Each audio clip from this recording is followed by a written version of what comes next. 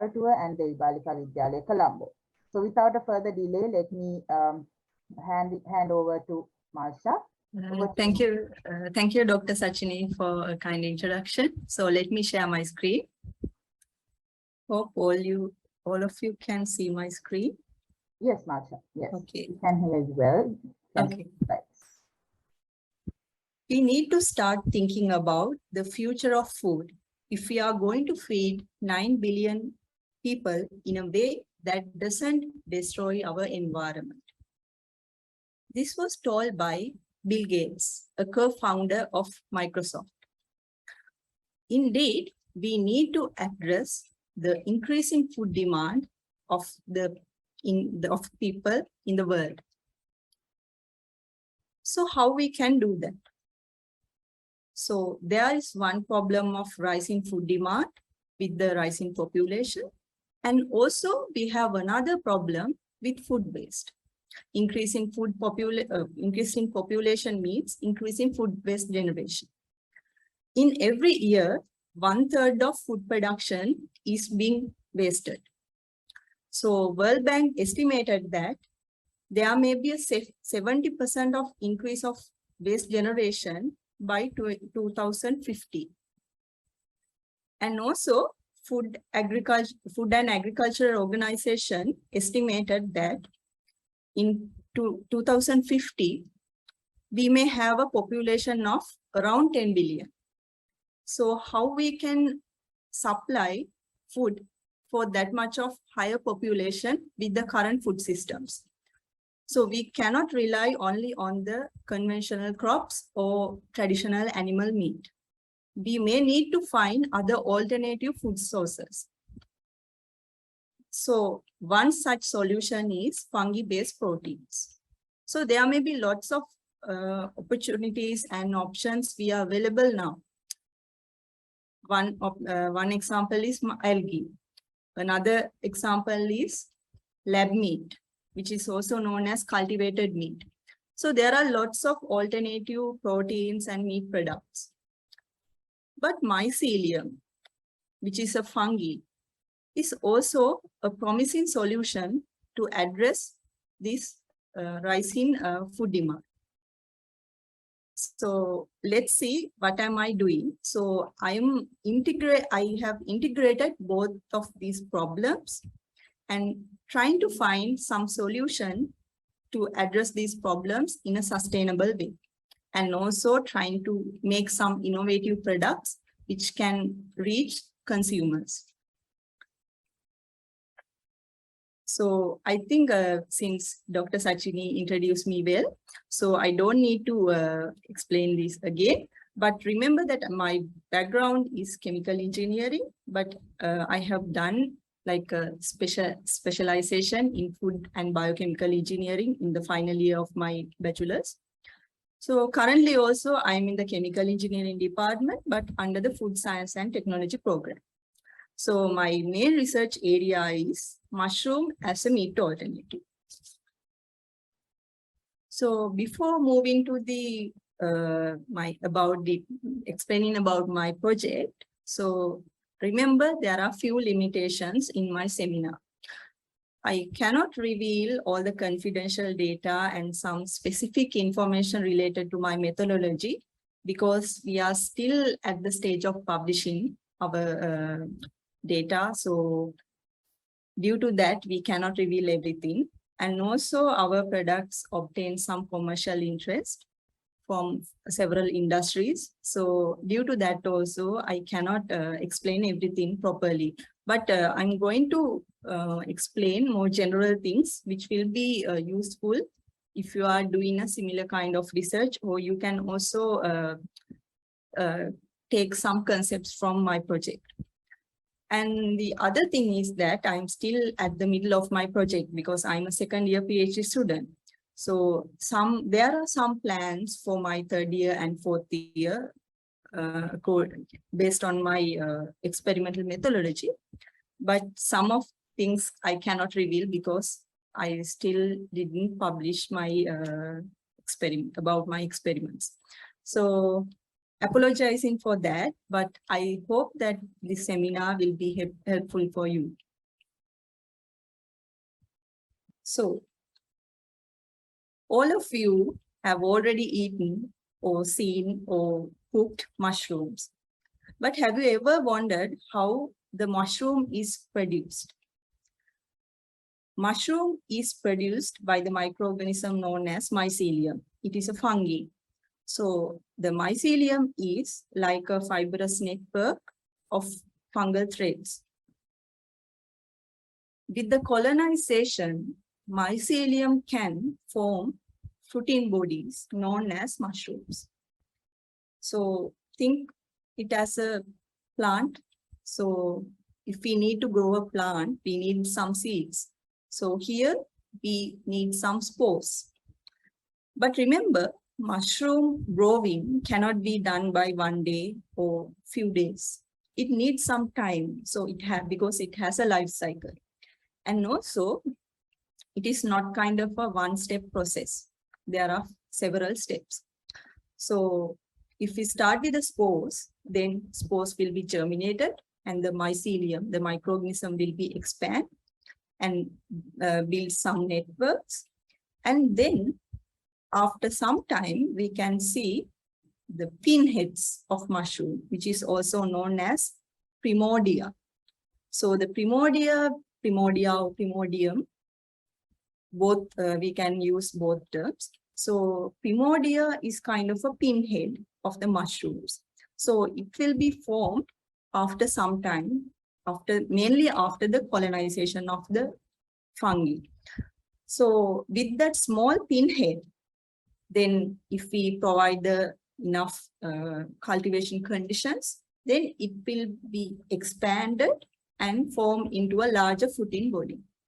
So it takes some time, and also it is we need to provide the essential nutrients, cultivation conditions.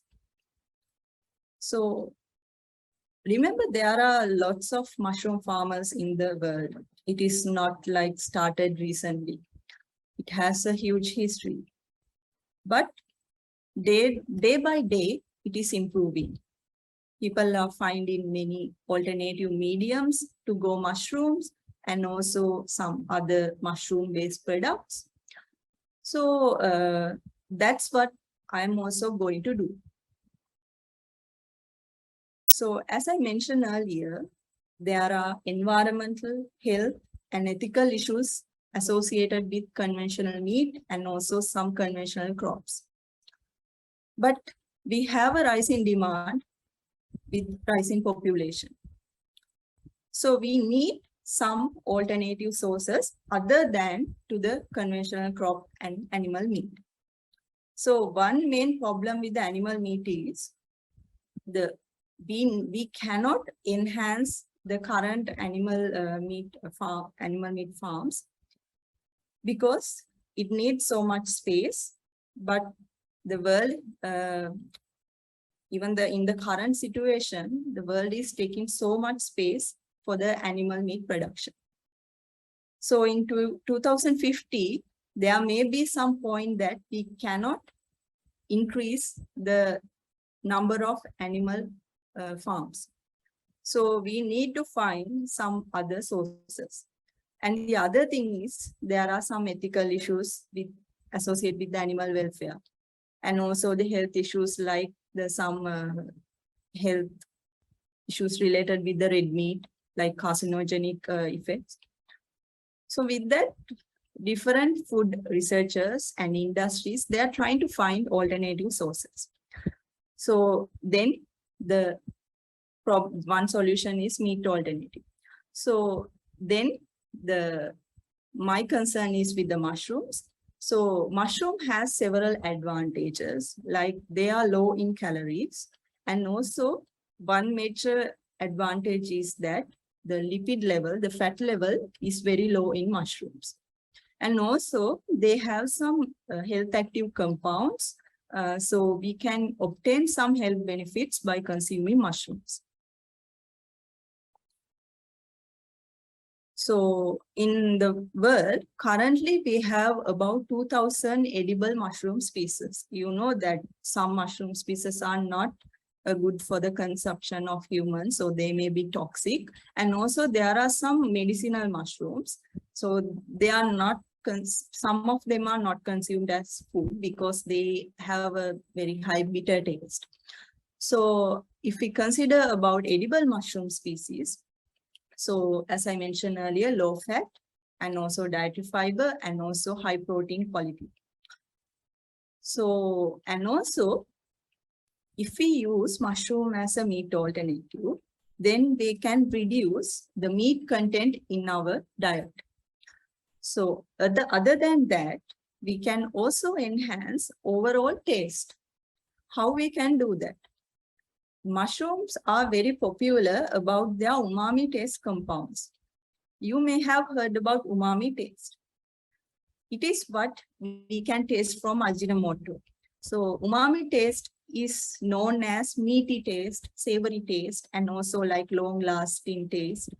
So we can be addicted to that. So umami taste is not enriched in every food, but mushroom is a good source.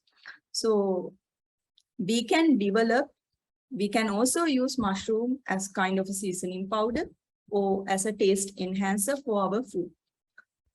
So one of my objective of my project is also related to these umami taste compounds of mushroom.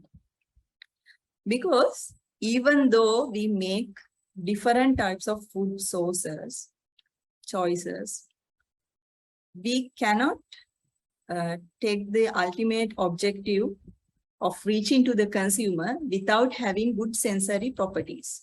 So we should have enough taste, otherwise you or another consumer will not take it. So we should also consider that thing. So as I mentioned earlier, there are lots of alternative food sources. So if we consider their nutritional aspects, you can see from this table. So in the first column, I have mentioned about mushroom, basically button mushroom. And also there are several other alternative sources like plant-based proteins, insects, mycoprotein, cultured meat, seafood, and also we compare to the meat.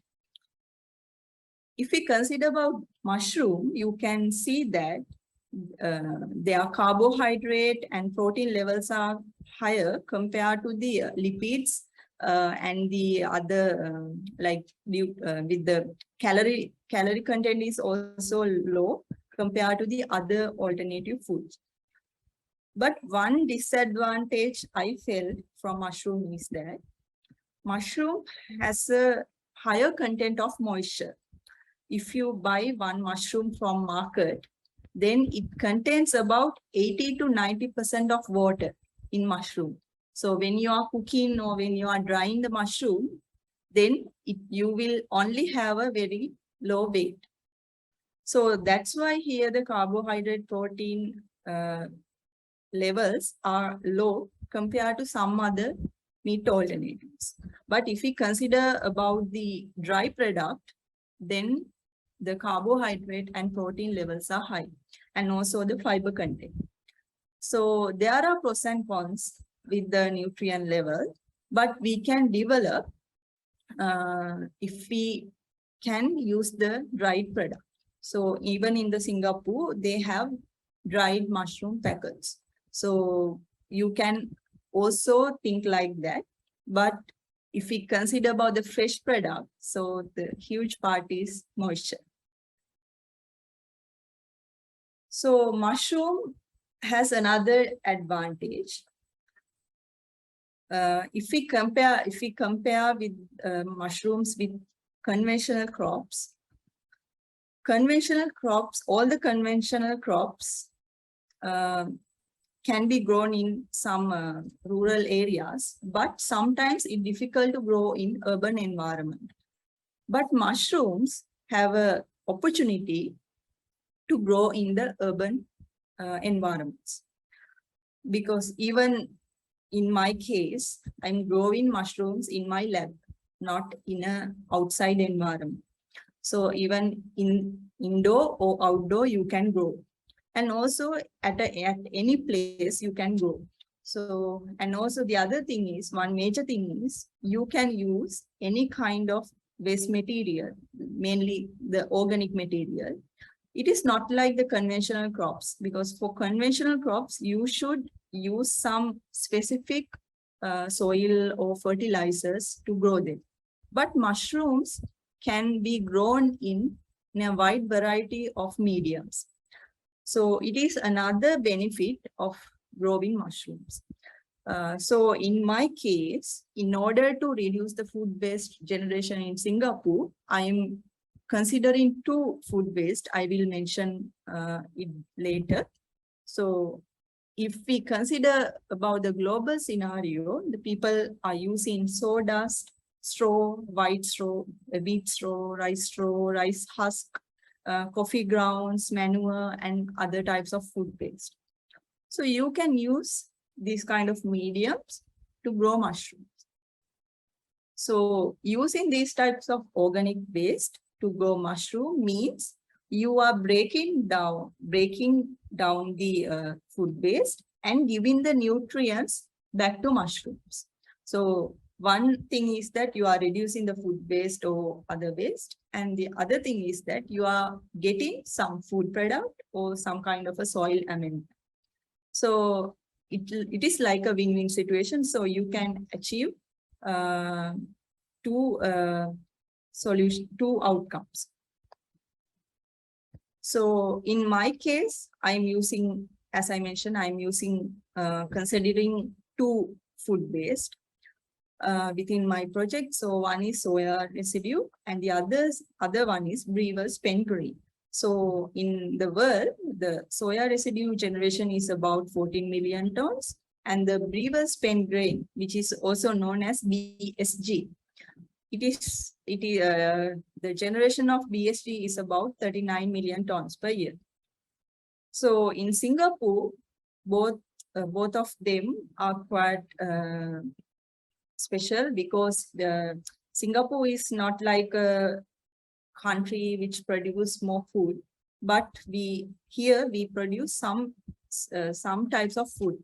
So these two are special for Singapore. Even in some Asian countries like China, Japan, and Korea, they also have a higher generation of soya residue. But BSG is common for many countries. So if you don't know about BSG is the byproduct from beer industry.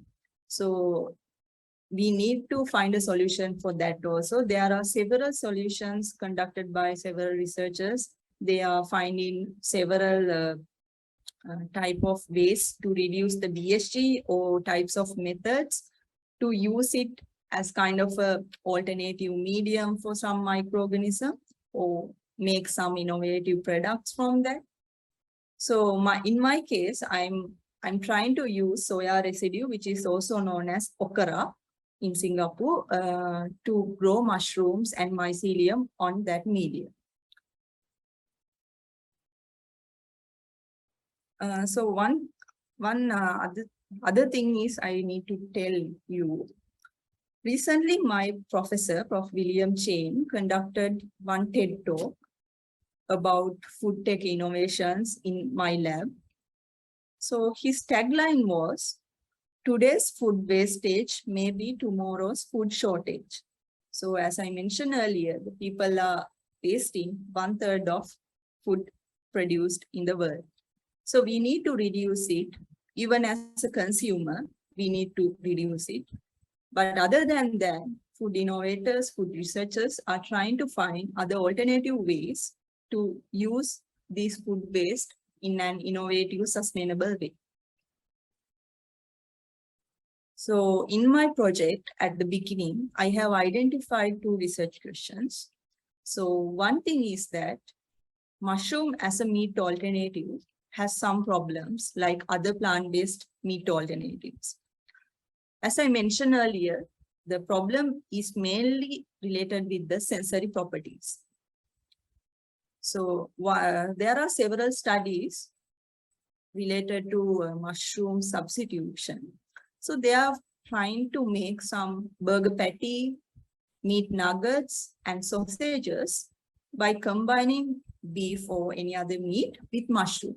So they are reducing the amount of meat with the mushroom. So it's kind of a partial substitution, not 100% substitution. Then they have conducted some sensory analysis with some humans and also based on some electronic tongue analysis.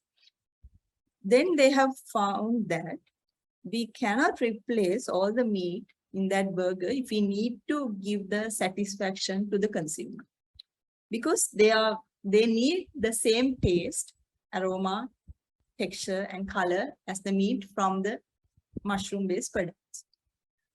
So usually that percentage of substitution is only up to 50%. So beyond that, the people will not like. So one main research question I observed is that, so the other problem is, as I mentioned several times, the food-based generation.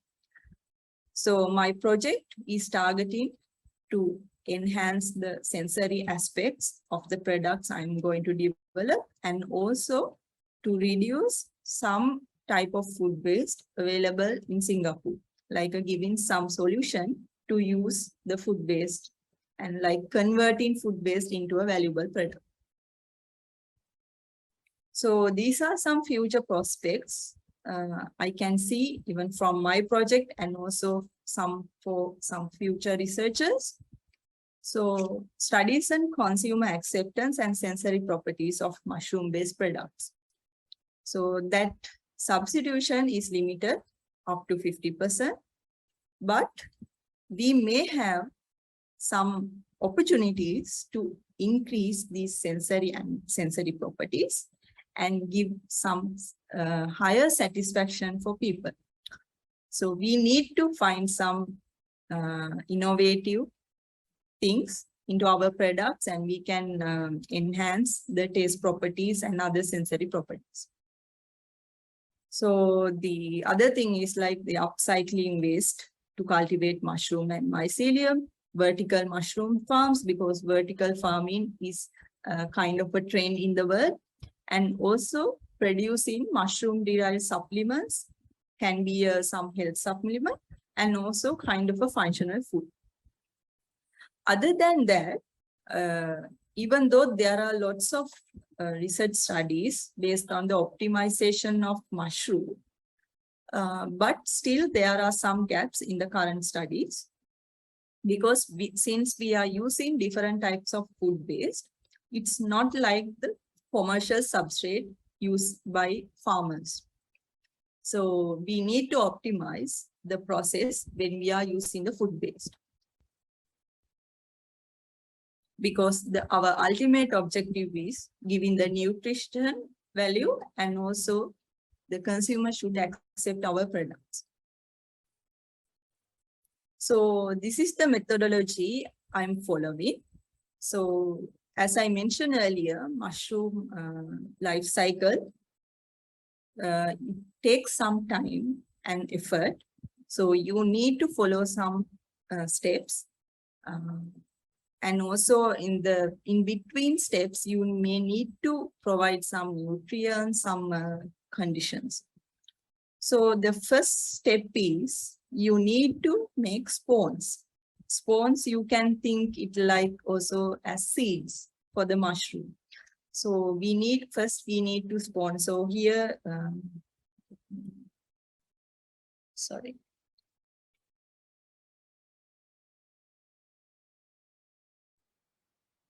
So here you can see the spawns I prepared in glass jars. So I have used few grains and made them by myself. But mushroom farmers are usually buy mushroom spawns available in the market. But some industries and some experienced farmers, they make their own spawns. But it takes some experience and also some time. The other thing is that after we make spawns, mushroom spawns, then we need to cultivate them in some sort of substrate. So here the substrate is also known as medium. So mushroom, in order to grow mushrooms, we need to provide essential nutrients. So mushroom usually, they usually like higher carbon percentage. So we need to adjust the carbon nitrogen ratio in a proper way.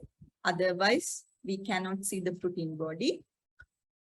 So we should combine several ingredients and remember to sterilize the media. Otherwise, the mycelium and also the mushrooms are very prone to some microbial contaminants. So in my case also, I have experienced and several times with the green mold and also black fungus you can see on your bread. So it is one of the difficulty I also face, and also many mushroom farmers in the world. So we should be careful to avoid other microbial contaminants, because in the initial stage of mycelium growth, the green mold and the white color mycelium both are in white. So with the growth, green mold can be seen. So we should use a good culture, good mycelium culture to make spores. So here you can see that my spawns are in a good condition. They are in white color and also I have cultivated them and obtained some good mushrooms. So after combining ingredients and making the substrate, then you need to put these spawns into this substrate in a sterilized environment. So here, inoculating spawn and incubating. After putting the spawns into a medium, then we should keep them without disturbing for some time. So at that time, we should provide dark environment without any light, and also we should provide a higher humidity. Usually mushrooms can be grown at a room temperature. So the Sri Lankan temperature and even in Singapore, the normal room temperature, ambient temperature is okay. But if you are in a cold country, then you should consider about that. Some mushrooms cannot be grown in a very low temperatures. The mycelium growth will be deactivated. So after incubating, so after we should water them, and after a few days, then we can obtain mushroom fruiting bodies and then you can harvest. So here the spawn preparation, as I mentioned earlier, some people, some farmers, they buy their commercial spawns. Even I, at the beginning of my project, I also bought my bought spawns. I didn't prepare by myself, because usually there is a saying by mushroom farmers. They tell that if you are a beginner, then it's better to buy commercial spawns and try grow them in some kind of medium and try to obtain some mushrooms. Otherwise, if you start to make your own spawns, then it will be a bit difficult. So other than that, you can buy some strain from some supplier and you can inoculate it on agar or PDA medium, potato dextrose agar medium, and then you can obtain some culture. Then you can use that culture to make spawns. Other than that, I'm using mostly the second method. I will explain more about that. You can also take the strain from one of your mushroom you buy from the market. So I will explain it more later. So this is the general process I'm following for the mushroom production. So the spawn preparation has other steps, but I didn't mention it here because then it will confuse you. So let's move Next slide. So this is the explained methodology with the images. There's some images from my project. So as I mentioned earlier, the first step is mycelium culturing. If you are going to make your own spawns, so if you are going to make your own spawns, then you should culture the mycelium. So at that time, since I was a beginner, I didn't buy any mycelium strain from the supplier because it is usually a bit expensive. So I thought it's better to use a commercial mushroom and try to make my own culture. So that's what I did. So I bought some mushroom packet from the market and then took one mushroom and used that to make more agar plates. So how you can use the mycelium culture? It is a bit different than the other microorganism culturing. So here, first you have a mushroom, you have to clean it properly, and you also have to clean it with the ethanol.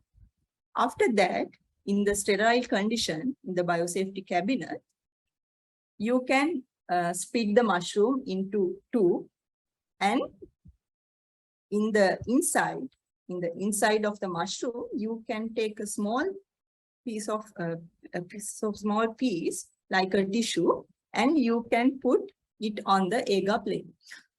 So it is known as tissue culturing. So from this method, you can avoid this higher cost of the mycelium strain. So I didn't include any photos because I don't have any photos of mycelium cultured in my lab, but you can watch some videos in YouTube. They have good videos for that. So then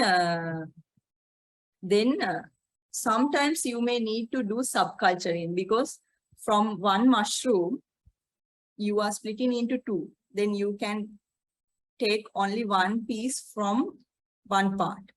So one tissue from one piece. So altogether from one mushroom, I usually take two tissues. So for that, then that means you can only make 2 agar dishes. So for that, I usually conducted subculturing. So after within 1 week, you can do subculturing and make more petri dishes. This usually takes about 1 to 2 weeks of time to cover the entire petri dish. So here you can see the white color cotton. So it is mycelium.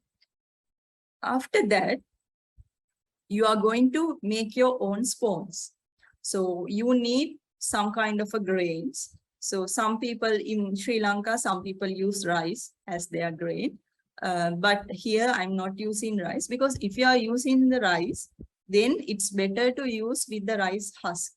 So here in Singapore, I couldn't find it. So I prefer to do it with the grains named as the sorghum grains, and also with the rye grain.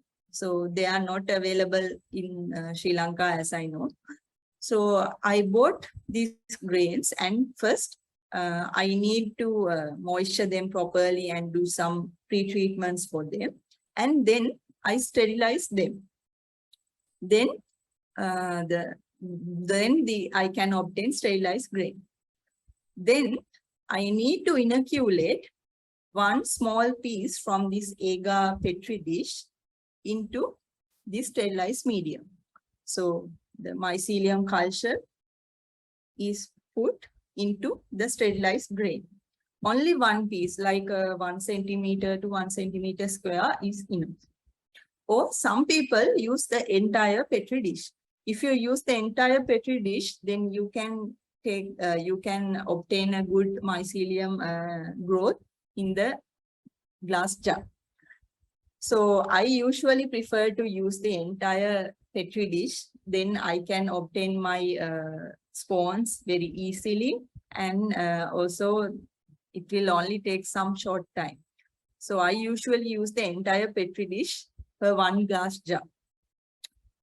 After that, usually the spawn preparation usually takes 2 to 4 weeks. It depends on the mycelium culture you use. So after the inoculating, you should incubate in some kind of a dark environment at room temperature without disturbing. Then after that, you can see the glass jar is turned into white. The grains are turned into white. So the mycelium, that means mycelium are grown on the surface of the grains. So they are absorbing the nutrients from grain and growing on the surface. After that, I should cultivate the spawns in the substrate. So as I mentioned earlier, I'm using locally available materials. So in Sri Lanka, people use different types of materials, some type of rice straws and sawdust. So it depends on the availability and the cost of the material. So I use sawdust with kind of a food waste. So remember, you should provide a moisture content of the substrate between 60% to 70%. Otherwise, mycelium will be dried and it will be dead. So, and also other than that, you should add some calcium carbonate to make the pH of the media in a better way. So I usually add 1 to 2% of calcium carbonate into the media. So after making your substrate, then you should autoclave it. After autoclaving it, then you can put about 10% of spawns. If like this, for example, if I'm going to put 200 grams of substrate in this bag, then you can add 20 grams of spawns into that bag. So these are known as mushroom bags. So most of the mushroom farmers use these mushroom bags. And also other than that, some mushroom farmers use trays to grow mushrooms. So it depends on the mushroom farmer and their facility. Here I'm using mushroom bags. So after that, after inoculating spawns into the substrate, then you should keep them for incubating. You can use kind of your cupboard or like some room which you are not using for the mushroom cultivation, because you should avoid the human contact and also the microbial contamination for the mushroom cultivation. So the environment should be at least sterilized up to some extent. So I usually sterilize my cupboards with ethanol and try to avoid my contact. So after incubating for 70 to 10 days, then you can see the whole mushroom bag is turned into white. That means mycelium is fully colonized. After that, you can open the mushroom bag and then you can water like every day. Then the pinheads, the thing I called before, the primordium, will be initiated. At that stage, you can hope, okay, I will get some mushroom fruiting bodies. So then after within 2 to 3 days, then you can obtain the fully grown fruiting bodies. So for that also, usually mushrooms prefer temperatures between 25 to 30. So all the things are conducted at room temperature and the humidity is mainly about 80 to 90%. So in Singapore, usually our humidity, the environmental humidity is 80%. So I don't need to provide any extra humidity level. So the environmental conditions are preferred for mushroom growing. So usually this mushroom cultivation, the incubation period can go up to 4 weeks. It depends on the spawns you are using. I have seen in some research papers, they are getting their mushroom fruiting bodies sometimes even after 1 month. So the time will be very different depending on your substrate, your conditions, environmental conditions, and also the mycelium culture and the spawns you are using.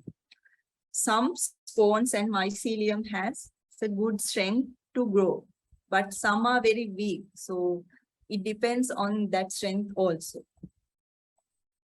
So these are some results I obtained. So here it's not the mushroom. As I mentioned earlier, I'm focusing both on the mycelium culture and also the mushroom cultivation, because mycelium also can be a good food choice if we consider not only the fruiting body. So here I'm trying to fermenting the okra, the soya waste with mycelium and trying to find whether it will work. So here I have the first two images are for the fermented okra with different, not mycelium, with different bacteria and fungi species. So here I obtained that, I observed that the okra can be fermented with different microorganisms, but up to different extents. So at that stage, I observed that mycelium can be a good microorganism for my food waste. After that, I have tried to find the okra for the fermentation of okra with the mycelium. As the mention in my in the newspaper, I'm trying to find some mycelium-based food product with by conducting some food fermentation. So the next thing is growing fruiting bodies. So here you can see some fruiting bodies I obtained with the medium of food waste. So these are the spawns I prepared. Here I didn't use the glass jars. I used mushroom bags for making spawns. So that was made with the sorghum grain. It is red color, like it is a red color grain. And also these are the mushroom bags at the first day before incubation. So I have already put spawns into these 3 bags. And then after about 10 days, then you can see that mycelium was fully colonized. The bag was turned into white. And then after that, I opened the mushroom bag. And also remember, I couldn't tell, we need to punch some holes on the mushroom bag surface in order for mushroom fruiting bodies to come out. I should make some holes, not very many, not many, but few holes on each surface of the bag. So here you can see some close-up images of the mushroom fruiting bodies I got. So these are with the different percentage of different compositions of substrates I used. So these are the media coverage of my project. So the one is the Straits Times in Singapore. They have also featured our project. And other than that, after this one, my professor went for a talk in the CNN news in the night one. So he also discussed there about my project and our future plans. So I can also give you the link for that. It is already in YouTube. Other than that, we are having a collaboration with the New Zealand football. It is a food processing facility supported by New Zealand government. So we are having a collaboration with them also. Other than that, my professor is discussing with some other innovators to commercialize our product. So we hope to finish everything by 2024. That means by 2 years. So other than the mushroom and the mycelium-based products, I'm also working with microalgae, cultivated meat, insect and plant-based meat, precision fermentation, and underutilized crops. Why I am working with these areas? Because these are also promising future food options for the world. So I'm not doing any experimental work with them, but I'm doing some reviewing working or also with in terms of their food safety aspects, their production methods. So I'm also studying about these things. So remember, these are also some future opportunities for your research. So these are some innovations from my lab. These are already published or commercialized. So this one is, they have produced one plant-based mayonnaise by BSG. BSG, I mentioned that Brewery Spent Grain. So they have, this girl has used that BSG and try to find some plant-based mayonnaise, because you know that in mayonnaise, it's not a vegetarian thing. So she's trying to find a plant-based mayonnaise. So here, she is also a Sri Lankan PhD student in the past in my lab.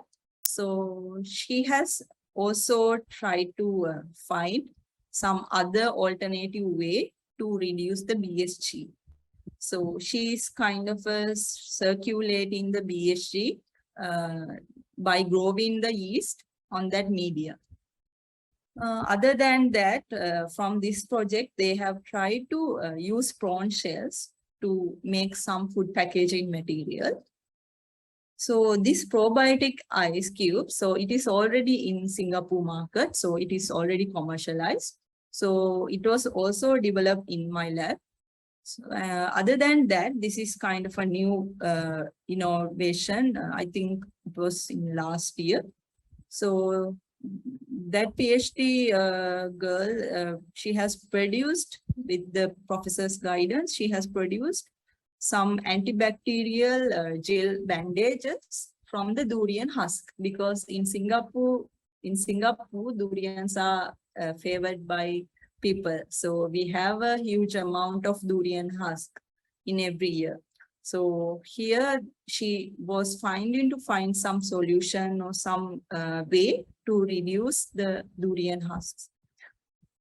So here they are mainly focusing on the cultivated meat serum. So these are few innovations from my lab. I mentioned them briefly. I didn't go into deep. So these are the references I have referred.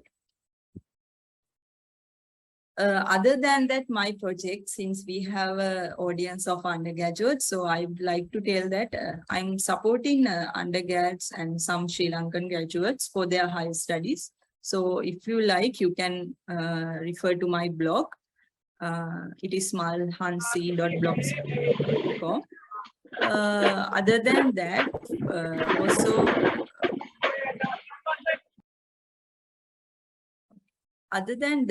also there are some research guidances. I'm a blog writer, so I'm writing some research guidances based on my personal experience.